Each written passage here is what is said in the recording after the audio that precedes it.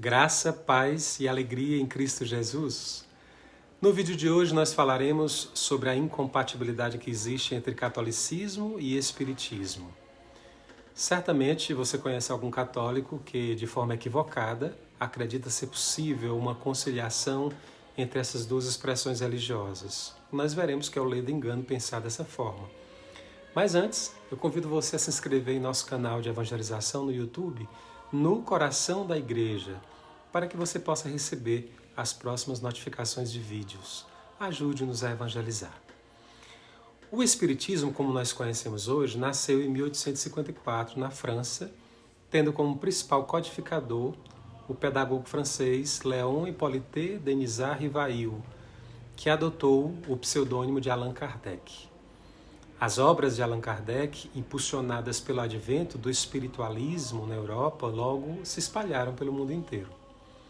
Vejamos alguns pilares do espiritismo e suas respectivas refutações. Primeiro, a evocação e comunicação com os mortos. Em primeiríssimo lugar, é preciso lembrar que a prática da evocação dos mortos é condenada na Sagrada Escritura, conforme o livro do Êxodo, capítulo 22, versículo 17, livro de Levítico, capítulo 19, versículo 31 e tantas outras citações. A fé católica não aceita a evocação dos mortos, mas sim a invocação dos santos, conforme segundo Macabeus, capítulo 15, versículos de 11 a 16. Tem diferença? Claro que sim.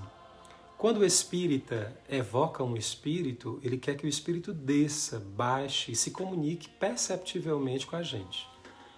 Quando o católico invoca um santo em suas orações, ele quer que o santo, por assim dizer, suba ao trono de Deus para interceder por nós, para tornar-se o nosso intercessor e não que baixe e fale conosco. Não há na devoção católica aos santos nem vestígio de mentalidade espírita. Alguns poderiam retrucar lembrando uma passagem de 1 Samuel, capítulo 28, versículos de 5 a 15, episódio em que Saul consultou o falecido Samuel por meio de um necromante.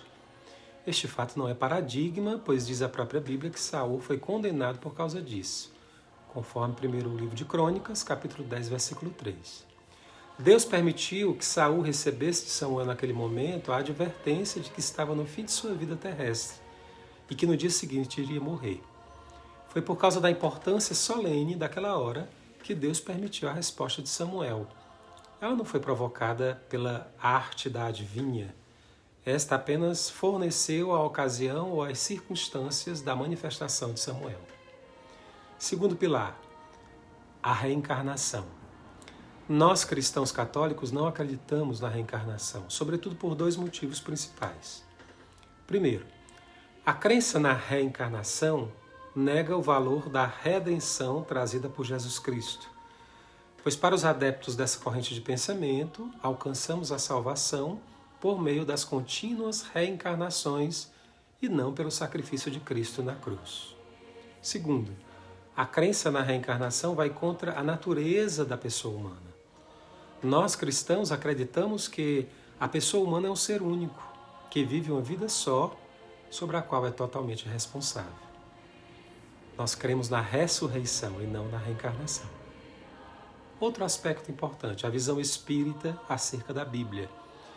Para os espíritas, a Bíblia é apenas um documento histórico que contém aspectos de verdade. Um livro cujo conteúdo moral deve ser seguido. A palavra de Deus para nós católicos é uma pessoa. É Jesus Cristo que se fez carne e habitou entre nós. A Bíblia é uma forma de transmitir e receber a presença da pessoa que é Jesus. Ele é a revelação do Pai. É o centro, o cume e o ápice de toda a revelação divina, pois é o próprio Deus. Mais um aspecto importante, a visão espírita acerca de Jesus Cristo. Veja bem, para os espíritas, Jesus é apenas um espírito evoluído, uma espécie de entidade iluminada que pode indicar o caminho para a nossa evolução espiritual. Nada mais. Nós, cristãos católicos, cremos que Deus se fez homem e habitou entre nós.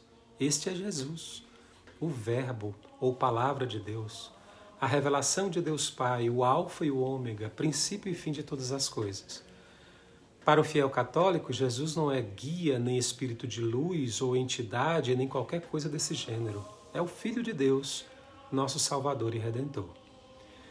Amados irmãos, o Espiritismo nega pelo menos 40 verdades da fé cristã, sem mencionar que os que enveredam pela prática do Espiritismo tornam-se cada vez mais vulneráveis a uma perigosa contaminação espiritual. Santo Agostinho, o grande doutor da graça, disse certa vez: o demônio é um cão feroz, acorrentado.